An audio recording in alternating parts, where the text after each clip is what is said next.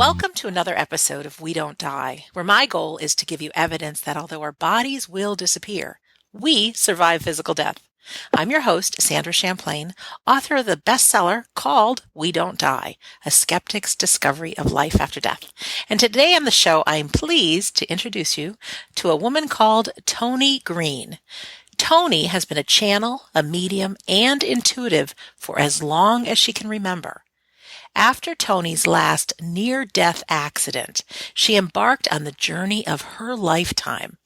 She began using her gifts and abilities to help those seeking answers by connecting them with their loved ones and helping people on their life's path. She is the author of a series of books called The Ever-Evolving Journey for the Soul and hosts her own show called Messages from Above with Toni G. Toni Greene is also a certified hypnotist and helps children and adults in many, many ways. So I'm excited for you to meet this extraordinary woman. So Toni Greene, welcome to We Don't Die Radio. Hey, Sandra. Thank you so much for having me on. Hey, you're welcome. We've been Facebook friends now for a while, and it's finally time that we get to talk voice to voice. I think that's pretty great. So do I. Technology is a beautiful thing. Yeah, where do we start with this journey? Well, you live Wisconsin, you said. We just talked a few minutes before we started recording this in another great white cold place, recording this in Yes. January 2017. Tell us a little bit about you and yeah, I'm really interested to hear that you've known these things for as long as you can remember, and then you use the phrase near-death accident. So tell us Yeah. about you, Toni. I've said enough. Okay. Okay. For as long as I can remember, I've been a channel. I had no idea what a channel was. And sometimes I call myself a vessel, sometimes Hmm. the channel, other times. There's a lot of different titles. The biggest message I want to give to everybody is we are all that. We are all everything, right? So, It's got to say more about and that. We are all everything. yeah, we are. What And do you you know what? mean? I'm channeling. So here we go. I Okay. love this. As long as I've been we'll just use the term channel because it's the most recognized term for what I do. Um, Messages have just come through me. Sometimes it's just a blanket statement and it's one statement. Uh, in some cases, it's a warning for a person in front of me. And in other cases, it's a decision that they should make. Whatever it is that comes through me for them is something that is seemingly imperative to them in that moment. However, they may not even know it's going to be imperative for them, which is the beautiful thing in some ways. But then in other ways, I'll be sitting there giving somebody a message and they look at me like I'm a little bit la cuca la rue, as my one aunt used to say. Hmm. So, but I give the message, not even knowing why I'm giving it, not knowing why, especially when I was younger, these things would come out of my mouth, and just know that it was supposed to be and walk away like nothing ever happened, Can you which was. give us an example of what you mean? Yes, I love this example because there's two examples I can use. Okay. Um, I was this was for a family member quite some time ago.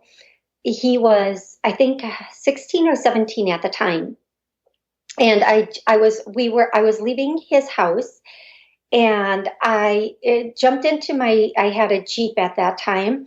I jumped into my Jeep, and all of a sudden, without knowing why, I open my door to my Jeep and I jump into the car that he was in. He was sitting in the back seat, and I pushed him over and I said, "Listen, if you ever get arrested, don't say anything."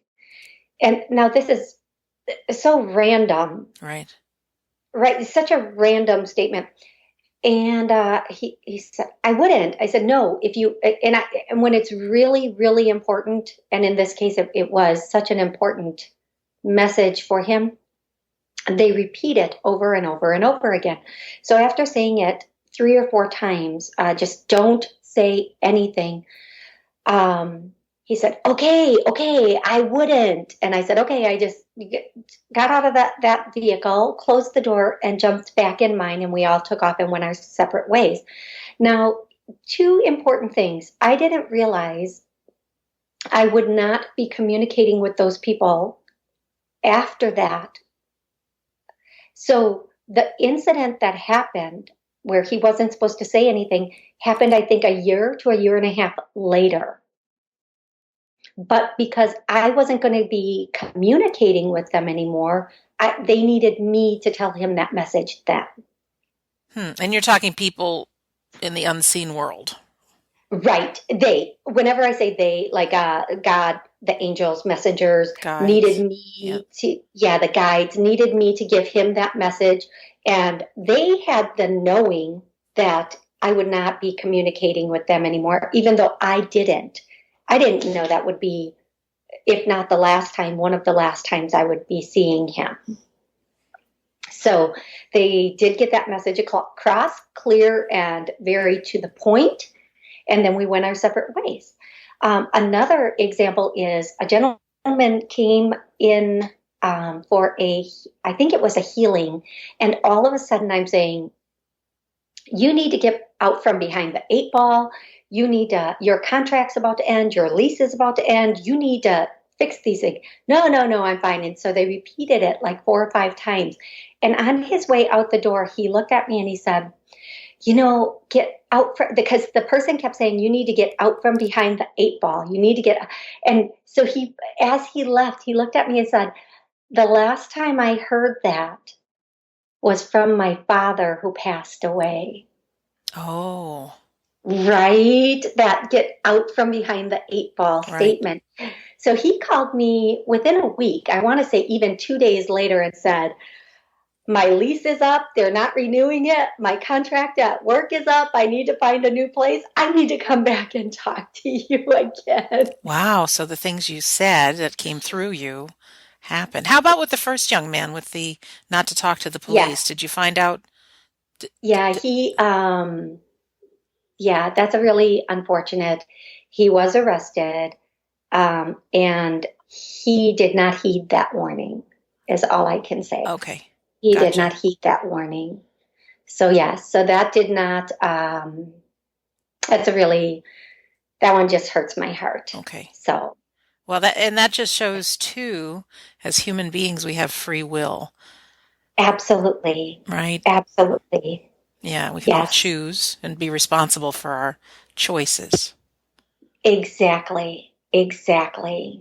Yeah. So, and that is such a true statement. No matter what message, so many times I get the message, this isn't the right person for you, or there's somebody else that will be. And we as humans, we don't either want to be alone. We don't want to know that yet. We think, here's what, and I'm so guilty of this myself. When a relationship ends, we think we've failed. We don't look at it as an accomplishment that we fulfilled that part of a contract, no matter how long that contract was meant to be. We think, oh my gosh, I didn't make this last until I died, so I failed. And that is such a skewed, just such a misconception and such a horrible way to look at a relationship that has ended.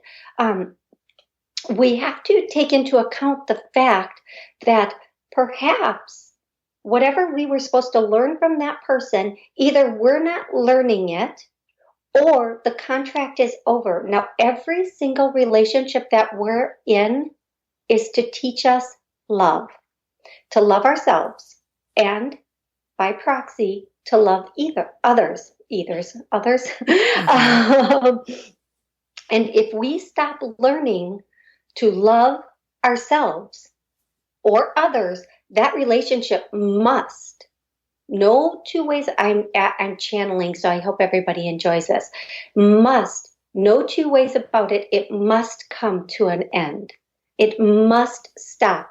We can never be compromised in the area of love. Never.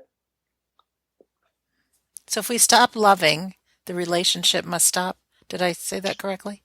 Yes. So if if we are in a relationship and that relationship goes into, let's just call it negative or downward spiral, or there's more criticism than compliments, at that point, we, being those from above, will start to help you either reconcile that or move on to a new relationship. It is never the agenda to be in a situation that allows you to compromise the love that you have for yourself or for anyone else.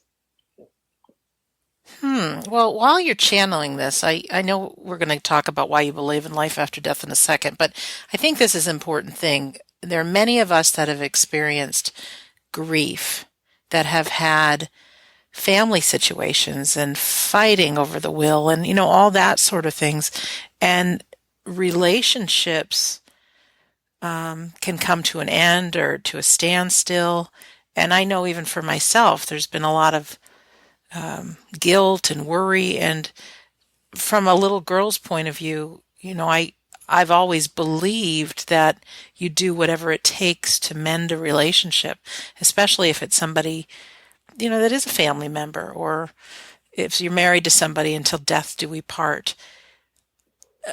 Um, are you saying that the relationship, it's okay if they don't continue, or that we shouldn't try? Yes. Okay, so in some cases, no matter how much you try, that other person is going to remain who they are until they intrinsically repair what needs repair.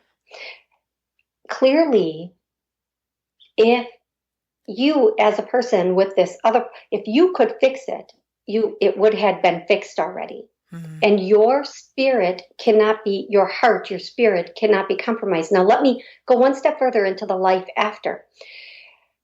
Whatever is not repaired here, when we go back home, back home being what a lot of people on this plane call heaven, mm-hmm. When we leave this plane and we go back to the heaven plane or back home, we have no discourse with anyone, okay? Because the ego is gone, the negativity is gone, the flesh is gone. That which we seek to protect, that which we think we need to protect is gone. And all that's left is the love, the spirit. And that goes back home. So then we're in this place of abundance and spirit. And we can see as we look down the plan and the path that everybody is on and why things happened the way they did. How that all worked out in kind of a sequence as it was supposed to. Now, the other thing I will say about this is that as you move forward in life, when those people come in that are that in any way compromise love for you, the one question I tell people to ask, if a complete and total stranger came up to you and behaved this way to you, you would walk away and not think, oh, I need to find that stranger and fix this. You would walk away and probably say, wow, that person really has something wrong. They need to address that. Right. You wouldn't say, I need to find them and fix that. So if we would not put up with it from a complete and total stranger on the street, why would we accept anything like that from somebody who supposedly loves us? Interesting. I had no idea this conversation was going to go this way. And it's important to me, not only in my own family, some relationships since my dad died, but I've had a number of listeners and readers of my own book who experienced the exact same thing. Some relationships really struggle, and we find ourselves trying to strategize how to fix them. And, of course you can't fix another person, but it sounds kind of refreshing that it's okay to let go. And it doesn't, in my heart of hearts, there's always still faith, mm-hmm. but to be able to trust So, Sandra, I want to state again, I am channeling. So, you have been asking for an answer to a certain question or situation in your life, and we are coming through and we are telling you this now. You didn't prompt for this information to come through, it just started to come through. And the one thing that we want to say is, as you go on, sometimes the more you try to fix something, the more the other person might think it is your fault. That's why you're trying to fix it. Mm. Or the more they might say, well, we'll just let her keep behaving that way because it is in our benefit. It behooves us. It works out good for us to let her try to fix this. And when you step back and say, okay, I've done nothing wrong. I am in true spirit here. Mm-hmm. And if they want to meet me in that space, then they will. Don't compromise who you are or what you believe in to accommodate somebody else's erroneous thoughts, is the best way that we can say it, because then you're feeding into their erroneous thoughts and telling them that they might have a legitimate thought when it is actually erroneous. And I want our listeners to know, too, that even though you're having this conversation with me, our problems are not unique, our situations. And if this resonates for you, sitting on your couch or driving your car or taking your walk right now, listen, Right. really And listen. This is not just for me. no, and you know what? And this is, at me, Toni, saying, I have situations in my family too where there's a member of my family who I might struggle with sometimes in communication, and I just step back until I'm in that place again where I can be strong enough and go, okay, I think I can communicate with this person. But if I can't, I totally back away until I can, because we cannot compromise um, who we are, or any, how do I say this? We can't compromise our own um, energy, daily spirit, whatever, however we want to say this. And if you're not at a point where you can completely say, I'm done with this, that's okay. Just small amounts, small amounts. But for whatever reason, this message is coming through. And when a message comes through like this, it's for a lot of people. Mm-hmm. I always know that. There's no doubt in my mind either. Absolutely. Yeah, and a lot of this does happen when we lose a loved one, and there's some havoc that gets wreaked in our brains when we're grieving. But let's back up a little, Toni, Yes, and talk a little absolutely. bit about you and why you believe in life after death. And we'll get back to more about Okay. channeling because I'm fascinated by this. But yeah, Okay. what do you have to share? I was not brought up with religion. I was not brought up in religion, any sort of religion. I did go to church a couple of times. I think I was actually confirmed. I probably was baptized, but in between all of that, there were, other than the Christmas and Easter church service, there was not a lot of religion instilled in me. And even as far back as I can remember, when somebody would pass, I would never be upset. I would think, oh, they're home. They're in a better place. I just intuitively, I just knew that. Even though I didn't understand it, even though I didn't know what that was about, I would just know that.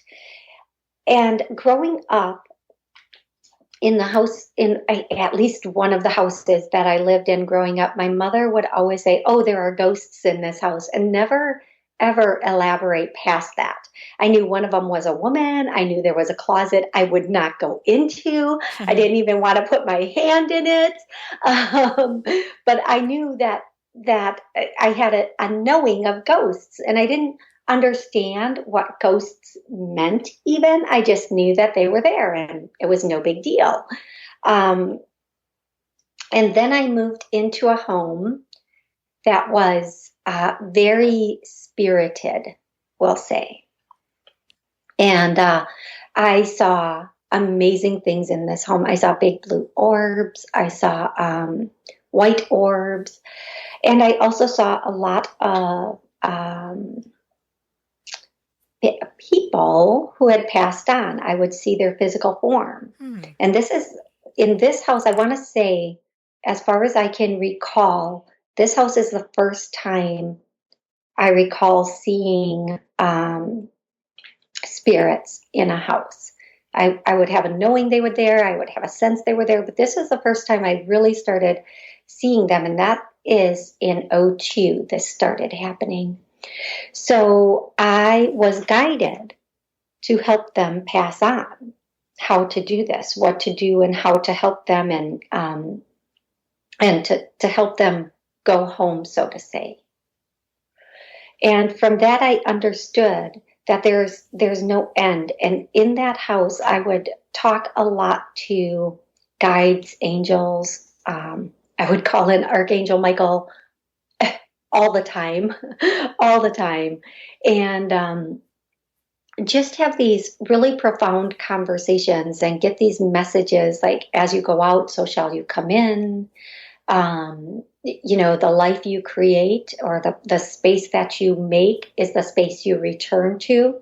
So that helped me to understand I really needed to start evolving more myself, because if there was any chance I was coming back, I wanted to come back a little higher up on the evolutionary chart, if you will. But I've never ever believed in like we just disappear. And then when I started getting, like, I knew I channeled, and I've always known there were angels. But when I started getting the messages, specific messages, like when that guy said that's what I haven't heard that since my father passed, then it really solidified everything for me. It really made it like, okay, not only do we go to a better place, but they're there trying to get messages to us. They're trying to tell us stuff. They're trying to help us here. That's what they're part of. What they're doing is they're saying, hey, pay attention, listen to me.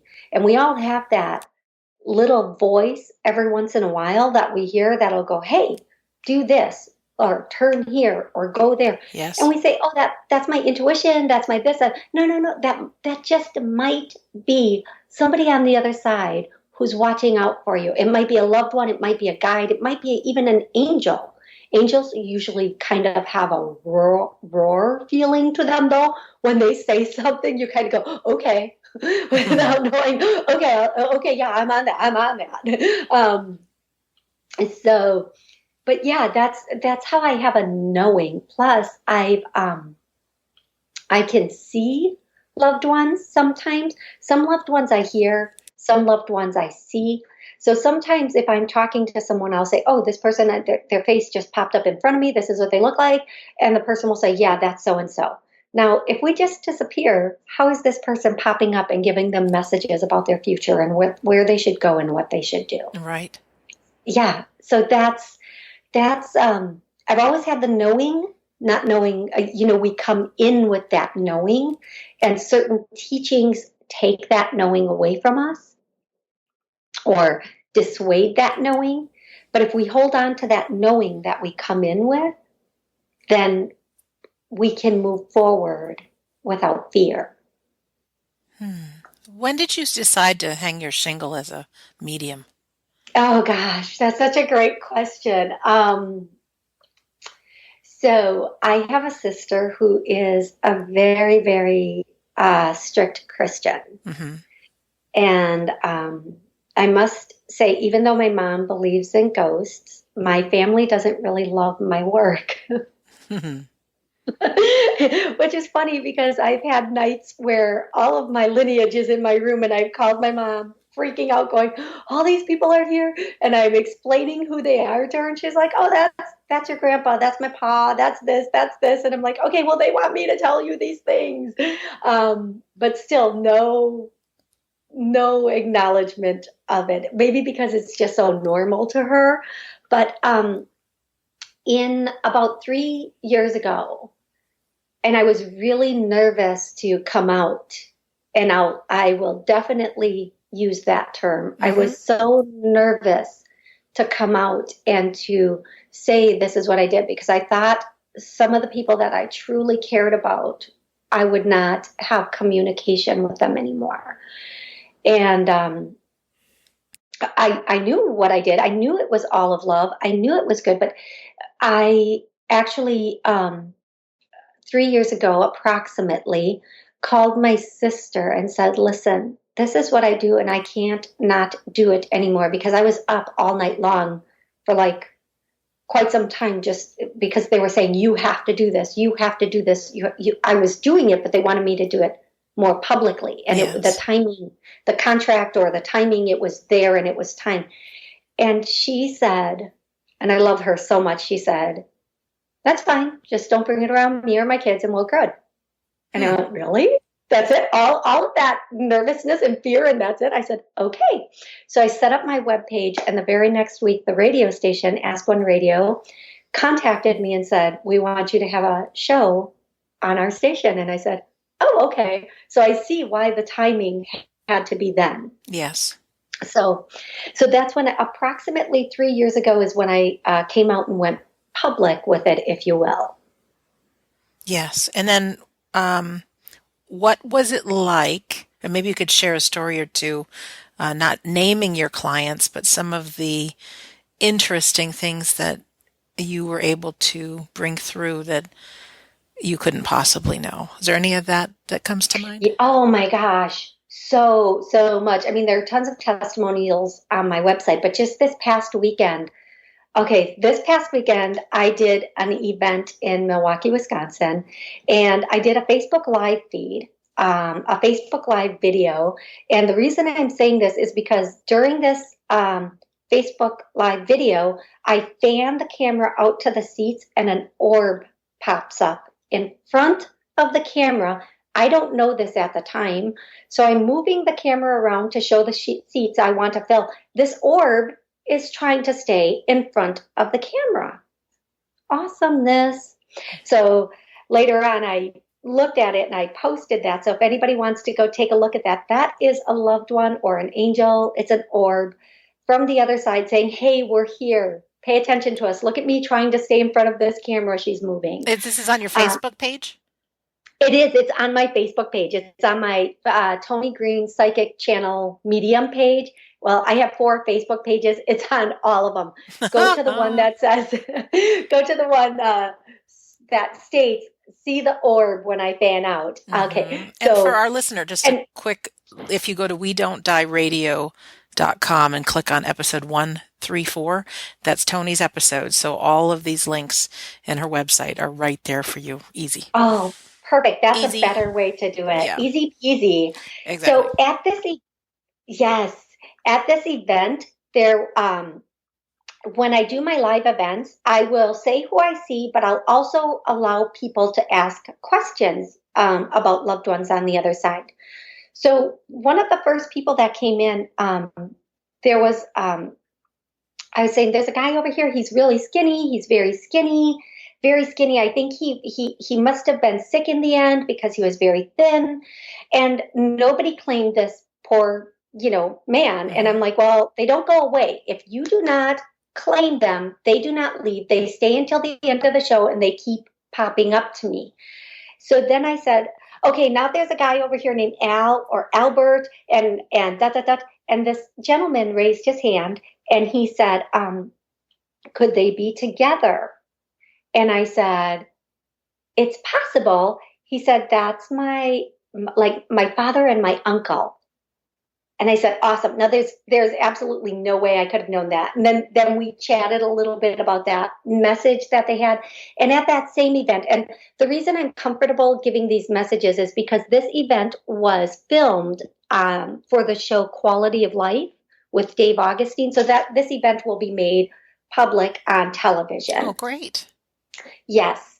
So there was another girl who raised her hand and said, her brother has addictions, and her mother, who passed from addiction, came through and just started saying, just explaining all of it. And I mean, the whole audience was in tears from this. And she was like, it's it started in the womb. It was because of my addiction and blah, blah, blah, blah, blah, blah, blah. And then there was another woman who raised her hand. She said, I lost two friends in an airplane crash. And right away I saw the two friends sitting on either side of her. And she sat down by herself and nobody sat in the two chairs next to her.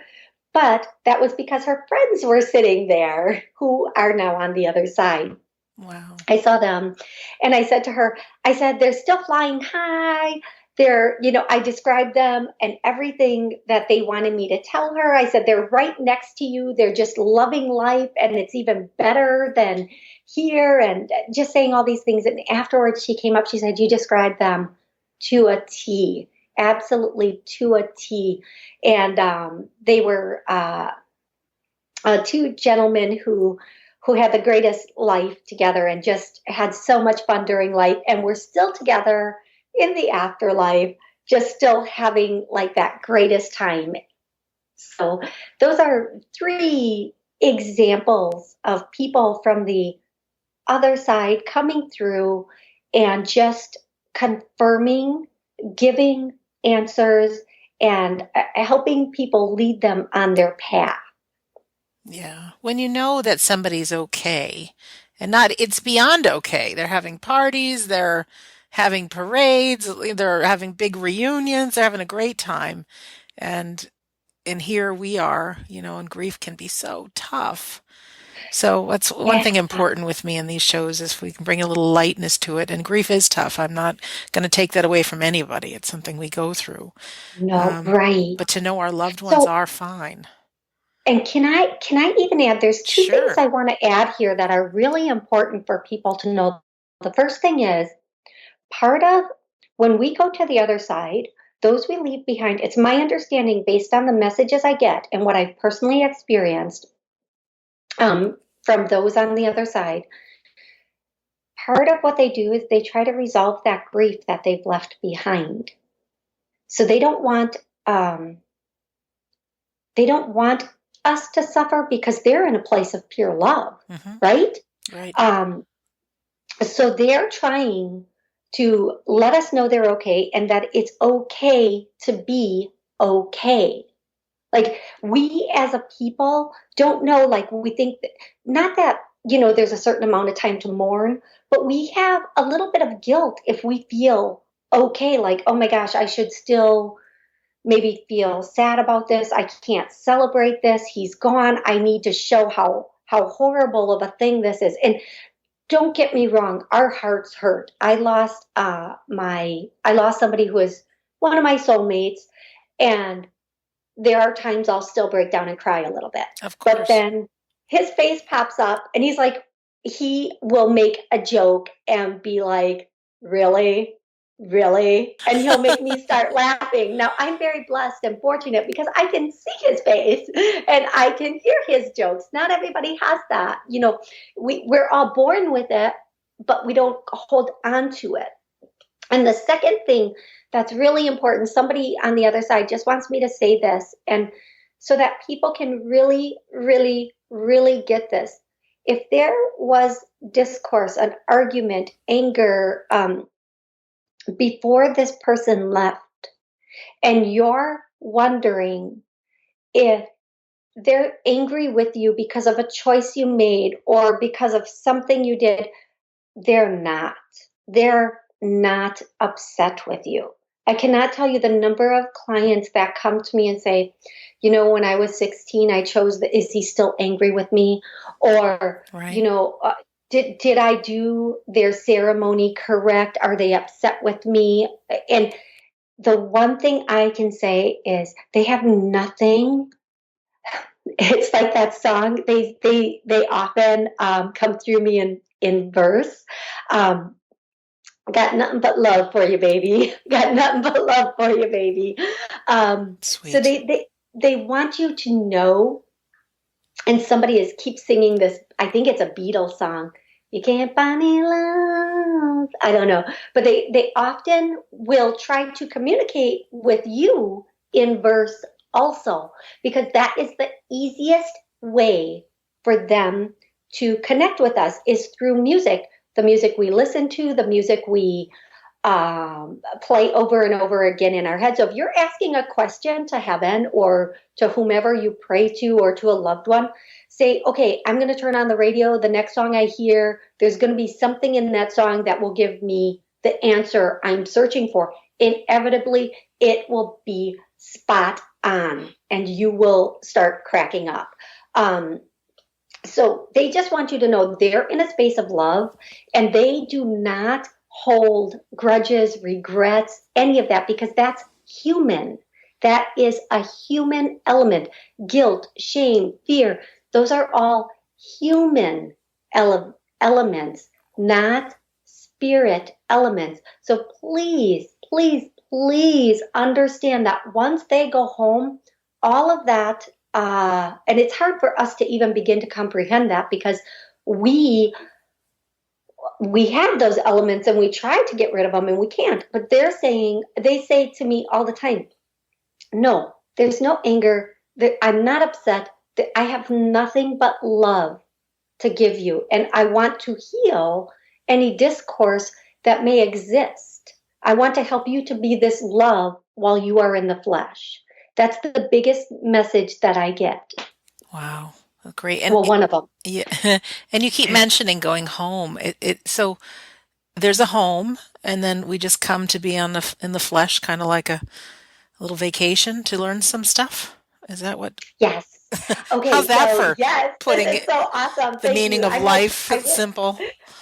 Yes, I wish you could see my face right now. I have the biggest, dorkiest smile on my face right now that I get to say. So there's a book by Anita Morajani called Dying to Be Me. I love this book, but she explains that she was in a near-death accident for a number of, for a period of time where she was around observing, and she observed it as different planes. And often, even before I read this book, I would refer to it as planes. Like, this is our plane, Earth is our plane, and heaven, what we call heaven, is another plane. But there are also other planes that go higher as we evolve. And this is not the lowest plane, by the way. And not that there's a judgment to them. There's just lessons that we're learning, and the more lessons we learn, and the lesson is always love, the more we evolve. Okay, so having said that, home is the afterlife state that exists on a plane that is parallel with ours. So when I see loved ones who have gone to this place that I call home, or this plane, they usually are about 3 feet off the ground. They're floating about 3 feet off the ground. But it's in our, I want to say it's in our dimension, so to say. They're right there by us, but they can be with you and they can be with your siblings. So if you're asking for them, just like the angels and Jesus can be everywhere. Buddha can be everywhere because it's a consciousness at that point. But your loved ones can be with you and with others, and they will come through at any time that you wish for them to come through. They can come through and they can communicate with you in whatever way is acceptable for you to receive that communication. So some people don't want to see them because that would scare the bejesus out of them, and they might think it's a false imprint, or their imagination. But the first way loved ones come to you, and Sandra, you'll probably confirm this, is in your dreams. They come to you and they look good and they look happy, and you're like, they look so happy in the dream. Well, that's because they are. They're in a place of love. They're in the space of love. And the reason they come to you in the dream first is because that's the easiest way to let you see them and to see that they are okay in the dream. And then you're supposed to get some peace from that to know that they're okay. But we often think, well, it was just a dream. And typically when they meet with us, if there's communication, it's in the beginning, but there's typically very little communication because they don't need words. We speak with our hearts in that state. And it's usually in a very peaceful, lovely place, right? When my soulmate friend passed away, he came to me in a dream, and he he was always hiding stuff like in floorboards and here and there. And it was typically usually money or something like that. But he was really thought he was, okay, I'm sorry, he was very clever Mm-hmm. in doing that. Um, so after he passed, he showed me a few places where he had hid some things. I'm not sure it was money, but I went to this particular home where his mother was. And yes, I had been in that home previously, but the area he showed me in the dream, I was like, that can't be right. There's a motorcycle sitting in the basement. I must be misunderstanding this. Maybe he means the garage. But as I walked through the home with his mother, through that basement area with the mother, and I pointed out the areas that he showed me, the one room with the motorcycle where he walked me into the basement where this motorcycle was sitting in the basement, and he pointed up on a shelf. As I walked through the basement of this home, and then I saw the motorcycle, everything was exactly as he showed me in the dream. Wow. And I pointed up to the right down to the motorcycle and the parts of it being on Mm-hmm. these counter thing. And I pointed up to the shelf. I said, up there. And then I pointed to one more area and I said, in there. And then I went to where one more place where there was some floorboards. I said, under this carpeting right there. And she said, go ahead. I said, no, this is not for me. This is for you. He wants me to show for you, for all that you had, for all the ruckus he caused in Sure. your life. This is his giving back to you. So she and I never had a conversation about what she found, and that was not for me to know, and I didn't care. I was just happy to be the messenger in that case. If he wanted to bring me things, he would have done that in a completely different way. Wow, what a But gift yes, for her, though. oh yeah, and for her, and I would tell her about the dreams for a while, but then after a while, I was like, okay, she knew he was there every night on her bed. She would feel him, and when she would wake up in that like half awake, half asleep state, she would see him, and he would be right there.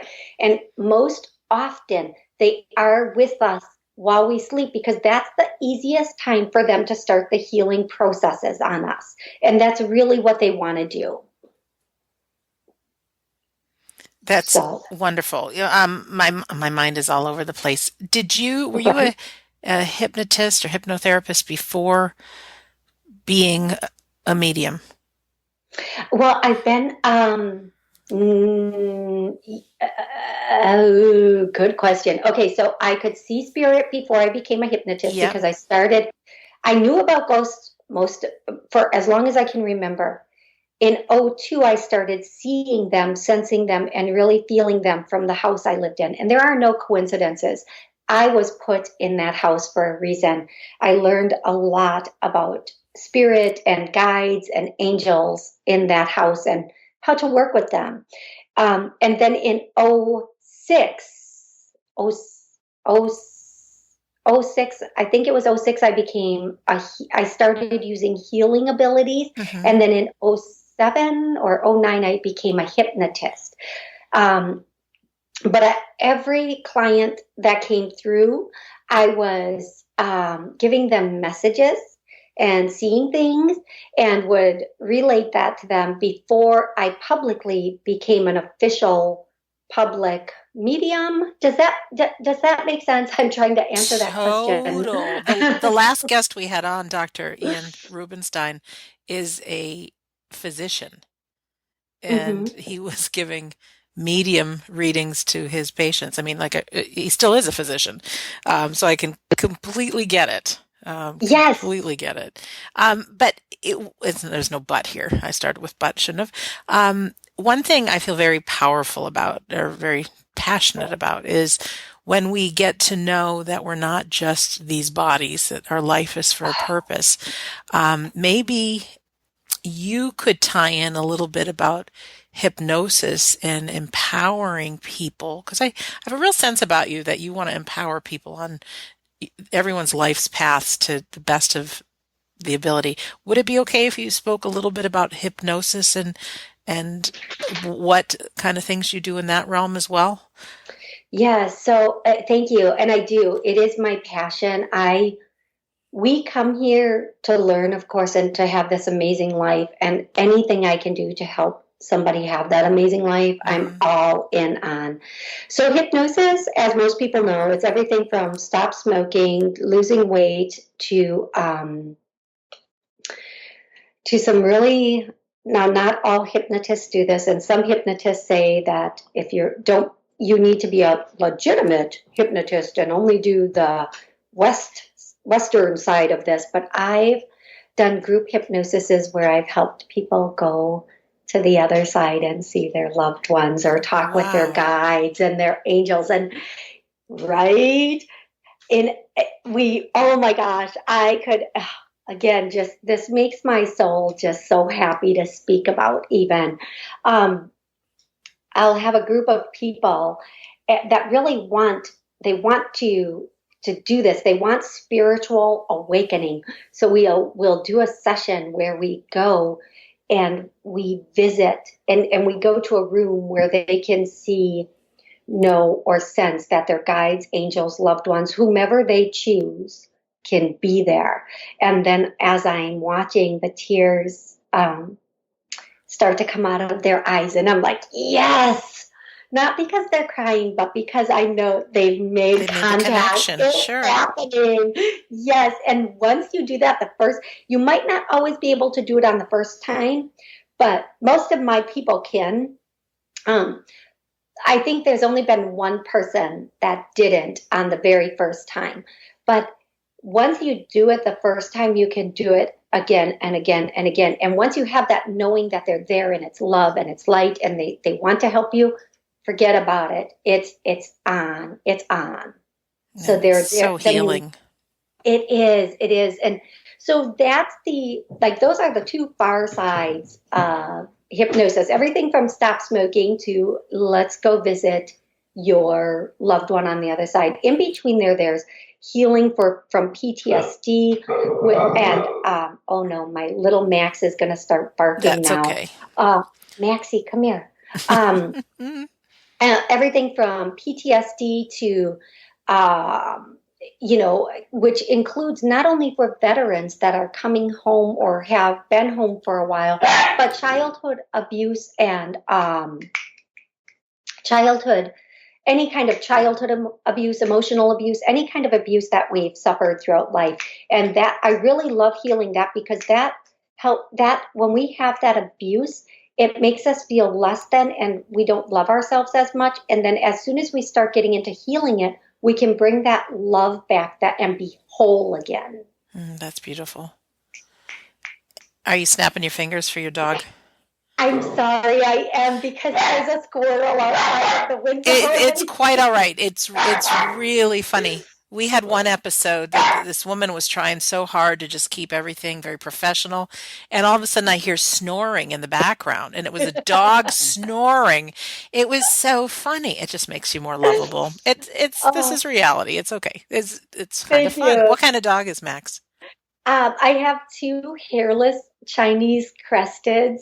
So Max is the male hairless Chinese, and Bella is the female. So I always joke I adopted Chinese. So I'm going to have to Google what those dogs look like.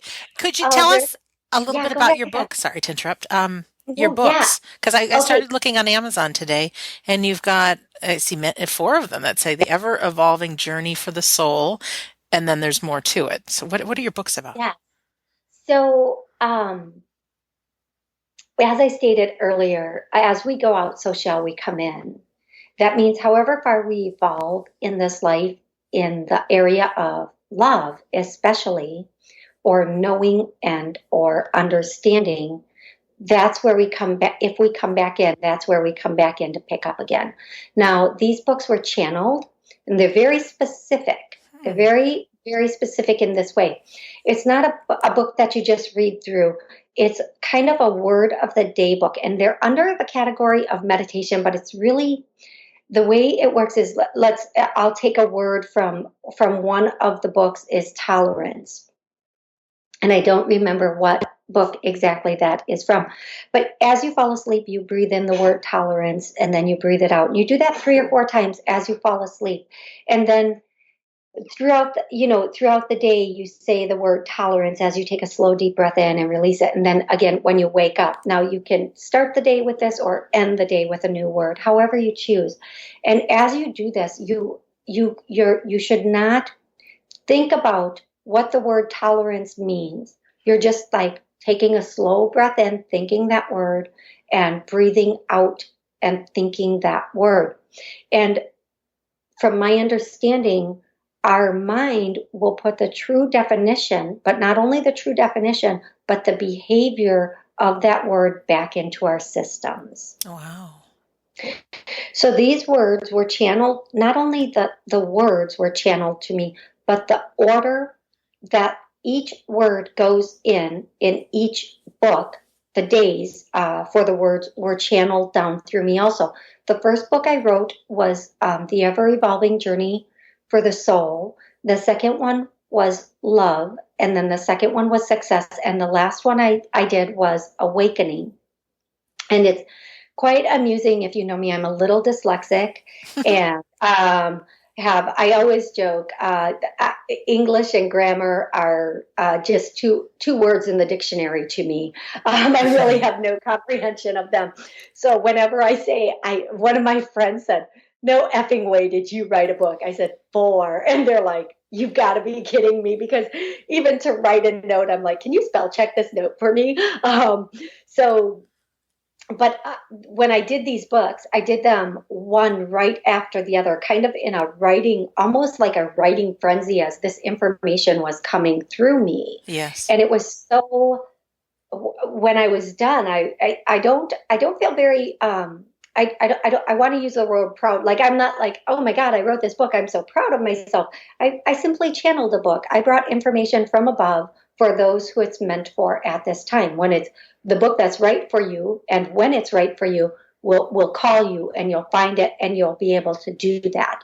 And so it's quite amazing. And I am working on 2 more books. One is Channeled Messages, which is kind of like poems or a daily message, and the other one is a life. It's about how we comparing our life to a frequency, if you will. So those are the 2 that will be coming down the pike soon, I guess. And again, they are channeled. All of them are channeled.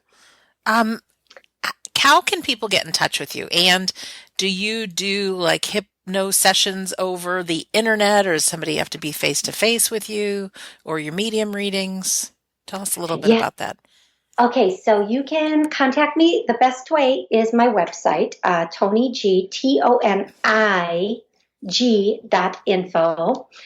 On there, you'll see replays of my radio show, because my radio show is now on video. You'll see some interviews I've hypnotized Dave Augustine. So there's a lot of information on my website. And that's the best way for people to contact me and get information about me, basically. And see what you do and the different realms that you work Yeah, with. There's a lot. There's a lot. there is. I mean, I can do distant healings. I can do in-person healings. I can do, I do a healing called the Look of Love, where I just simply gaze at a person, and that they start healing. Wow. I mean, that I see almost like a white tube come over them and just start working on them. And it's simply amazing. I do Skype healings, Skype hypnosis, Skype readings, also phone hypnosis, phone readings, Awesome. and in person. I also do some events. So if you want to bring me to your area to do an event, I am all in on that as well. And soon, Sandra, can I announce it? This will be the first time I announce this. I will have a television show soon on Yes. WSBS. Yes, and I'm hoping Sandra Congratulations. is going to be one of my guests. Yes, I will. I most definitely Yeah. will. Can we close the show? Can you channel on demand and ask your Definitely. guides just for maybe just closing the show? What words really need to be heard? And spend a couple minutes doing that. Would that be all right? Absolutely. And then I can just, well, I'll just say goodbye to everybody at the end. But if you don't mind, because there's always a message I think we need to hear, and I thank everyone from listening. But I'm really interested in your channeling and just what do they want to say? Okay, and before I go into this, I just want to say again, Sandra, thank you. It was such an honor to be on your show, and I can't wait to have you on my shows. But here we go. Okay. Back when I first purchased that house in 2002, I would lie in bed and pray and say, "What do you want me to do? What do you want me to do? What do you want me to do?" And they would say, "Love, just love." And I didn't get it. And I'm going to get a little bit emotional about this because they come through me, and this feeling is now coming through me. And if you just focus on the words here, you may feel this yourself. To understand that the whole reason you are here is to understand that you are love. You come from love. You return to love. You are that pure love. There is no flaw, nothing wrong, nothing to be fixed within you other than the illusion that you are not love. As you take action from that space of love, you dissolve the fear. There are only two things in this world, love and fear, faith and fear. But since fear is an illusion that you have made real, it becomes the second thing. In reality, there is only love. Love is all that exists.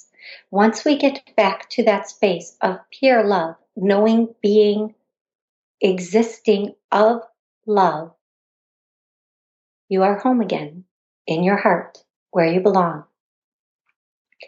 You can achieve that on this plane, but most people get caught up in the idea of, okay, I'll be love once I have the money, once I have the title, once I have the success, once I have the person I am to marry.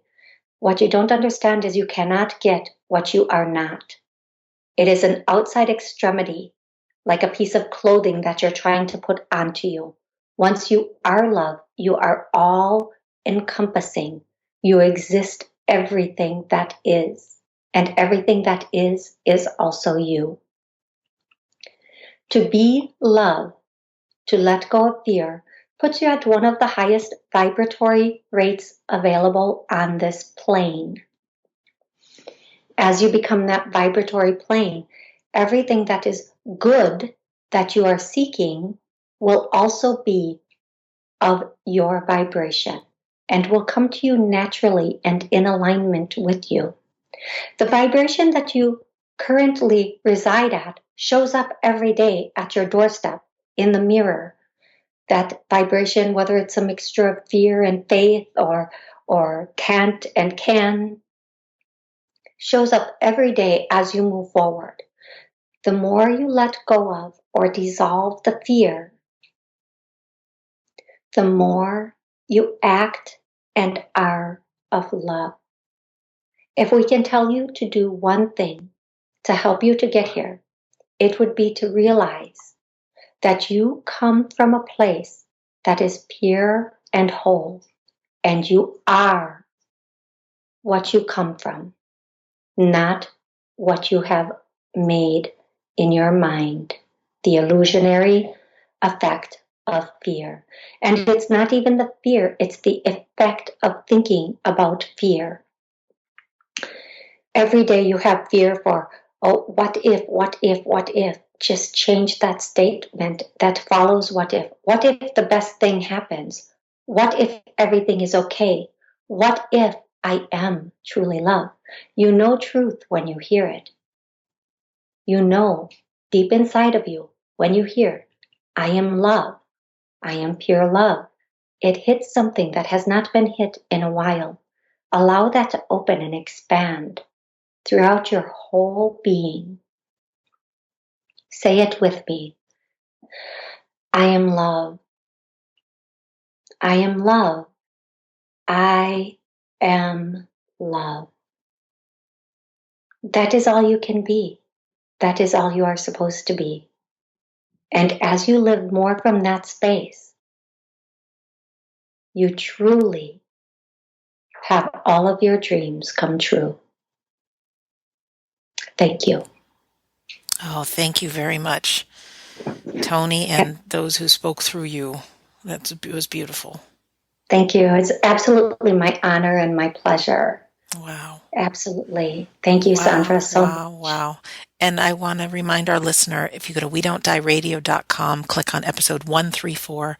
I have all the links to Toni Greene, her books, her website, or you could go to tonig.info, which is her website directly. So in closing, this is Sandra Champlain, and I have the privilege of being your host on We Don't Die Radio.